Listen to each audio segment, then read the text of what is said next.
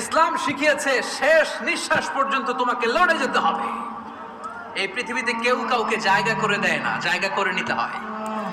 এই পৃথিবীটা, the life is not a bed of roses, এটা ফুল বিছানো কোনো ফুল সজ্জা নয়, এটা কণ্টকাকীর্ণ। কেউ আপনার স্পেস করে দিবে না, কেউ আপনাকে সুযোগ করে দিবে না, কেউ আপনার জায়গা করে দিবে না, বরং আপনি জায়গা করে নিলে টাইনা নিচে নামাবে।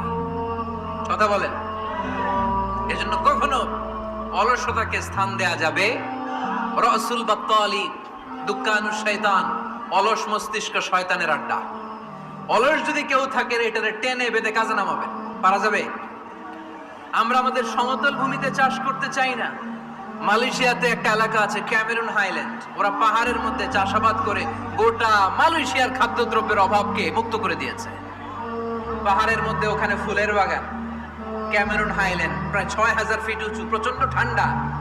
এই ঠান্ডা পাহাড়ি হিল ট্রাক্টস এরিয়াতে মালয়েশিয়ার এই ক্যামেরুন হাইল্যান্ডে ওখানে আছে ফুলের বাগান, আছে ফলের বাগান, আছে চায়ের বাগান, ওখানে মধুর চাষ হয়, ওখানে শাকসবজি চাষ হয়, ওখানে অনেক কিছু চাষাবাদ হয়। ওই ফলমূল শাকসবজি দিয়ে গোটা মালয়েশিয়ার 14টা স্টেটে যত শাক সবজি ফলমূল লাগবে ওরা আঞ্জাম দেয়।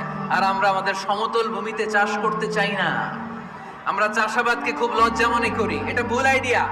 আমাদের যে এলাকা যেই জিনিসের জন্য বিখ্যাত ওইটাকে আমাদের ব্র্যান্ডিং করতে হবে। লক্ষ্মীপুর কিসের জন্য বিখ্যাত?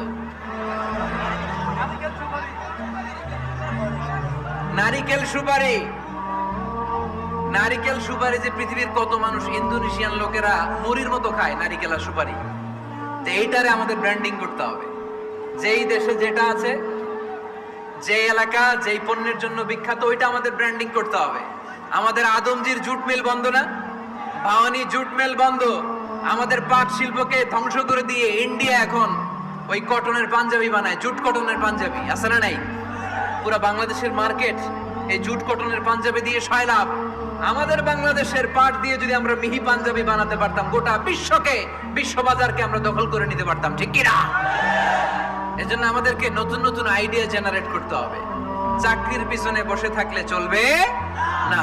আর আজান যদি হয়ে যায় ছুটে যাব মসজিদে, আর নামাজ শেষ হলে আমরা আমাদের কাজের দিকে চলে যাব। চিল্লায় বলেন ঠিক কিনা? যেটাই করবো আমরা ভালোভাবে করব, কাজ করে খেতে হবে। কাজে লজ্জা নেই, লজ্জা হচ্ছে অলসতায়। লজ্জা কিসে? আজকের আলোচনা থেকে এটা মুখস্থ করে নিতে হবে। কাজে লজ্জা নেই।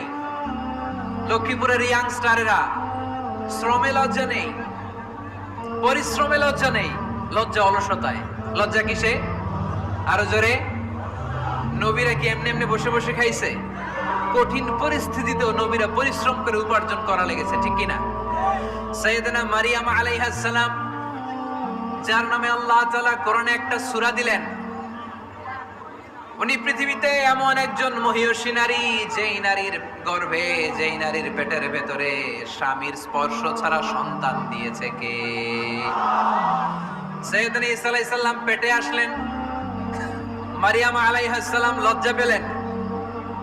হায় হায়, কেমন করে এলাকাবাসীদের কাছে আমি আমার মুখ দেখাবো? বিয়ে করি নাই, স্বামী নাই, বিয়ে হয় নাই, স্বামী নাই, কিন্তু পেটে সন্তান চলে এসেছে। হায় হায়, এলাকায় কেমনে মুখ দেখাবো? লজ্জায় পড়ে মারিয়াম আলাইহিস সালাম এলাকা থেকে চলে গেলেন। কি অবাক করা কাণ্ড! বাচ্চা ভূমিষ্ঠ হওয়ার জন্য, বড় হওয়ার জন্য 6 মাস 7 মাস লাগে নাই, পেটে বাচ্চা আসার সাথে সাথে বাচ্চাটারে বড় করে দিয়েছে কে?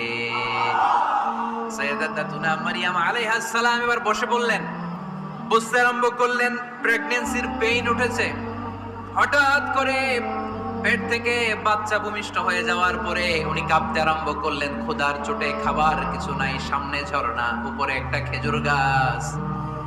সাইয়েদনা ঈসা আলাইহিস সালামকে কোলে নিয়ে মারিয়াম আলাইহিস সালাম মনে মনে ভাবে, হায় রে, কেউ যদি একটু খেজুর পেড়ে দিত, এই ক্ষুধার মুহূর্তে আমি খেজুর খেয়ে পেটের ক্ষুধা নিবারণ করতাম। রব্বুল আলামিন মারিয়ামকে উদ্দেশ্য করে আয়াত নাজিল করে দিলেন, ওয়া হুজ্জি ইলাইকি বিজিযইন নাখলাতি তুসাকিত আলাইকি রাতাবান জানিয়া। কোরআন সাক্ষী। হুজ্জি ইলাইকি বিজিযইন নাখলা এর মানে হচ্ছে মারিয়াম কেউ পেড়ে দিবে না, একটু কষ্ট করে হাতটা উঁচু করে খেজুরের ডালা ধরে ঝাঁকুনি মারো, টসটসে কাঁচা পাকা খেজুর নিচের দিকে পড়বে, তারপর তুমি তুলে খাবে। সুবহানাল্লাহ পড়েন। আল্লাহ চাইলে অটোমেটিক্যালি কারামাত হিসেবে খেজুরগুলো নিচে ফেলতে পারতেন না? কথা কোন? খেজুরগুলো অটোমেটিক্যালি নিচের দিকে পড়ছে? পড়ে নাই। আল্লাহ শিক্ষা দিয়েছে, যেই পরিস্থিতিতে থাকো না কেন তোমাকে শ্রম ব্যয় করে কষ্ট করে তোমার উপার্জন করতে হবে, রিজিকের বন্দোবস্ত করতে হবে। চিল্লায় বলেন ঠিক কিনা? ইসলাম আমাদেরকে এটাই শিখিয়েছে, কাজে লজ্জা নাই। আবার বিশ্বনবী বললেন, ইন খামাতিস সাআ ওয়া ফি ইয়াদি আহাদিকুম ফাসিলাতুন, তোমাদের কারো হাতে যদি একটা চারা বীজ থাকে, সে যদি দেখে কিয়ামত হতে শুরু করেছে, ফাইন ইসতাতাআ আন ইয়াগরিসাহা ক্বাবলা আন তাকুমা আস-সাআ ফালইয়াগরিসহা।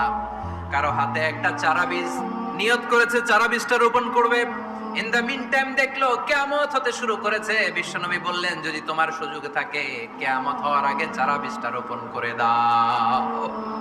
কথা বুঝতে পেরেছেন? আপনার হাতে একটা চারা বীজ, আপনি প্ল্যান করেছেন এই চারা বীজটা রোপণ করবেন। ইন দ্য মিন টাইম দেখলেন কি হওয়া শুরু হয়েছে? ইযা জুলজিলাতিল আরদু জিলজালাহা, দ্য বিগেস্ট আর্থকোয়েক, ভূমিকম্প শুরু হয়েছে, কিয়ামত হয়ে যাবে। বিশ্বনবী বললেন, কিয়ামত হইতেছে ওদিকে, আর তোমার হাতে যদি চারা বীজ থাকে দেরি করো না, কিয়ামত তোমার কাছ পর্যন্ত আসার আগে সুযোগ পেলে চারা বীজটা